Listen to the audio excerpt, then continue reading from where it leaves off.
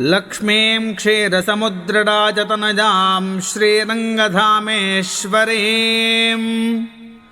दासीभूतसमस्तदेववनितां लोकैकदीपाङ्कुराम्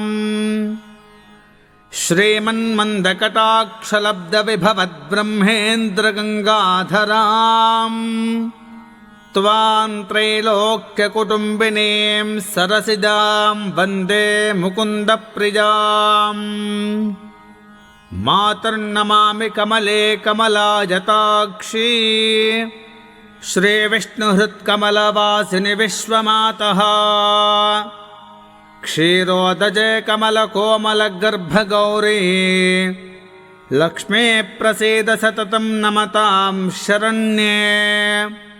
त्रिकालज्ञो जपेत् विद्वान् षण्मासं विजितेन्द्रियः दारिद्र्यध्वंसनं कृत्वा सर्वमाप्नोत्ययत्नतः देवी नामसहस्रेषु पुण्यमष्टोत्तरं शतम् येन सृजमवाप्नोति कोटिजन्मदरिद्रतः भृगुवारे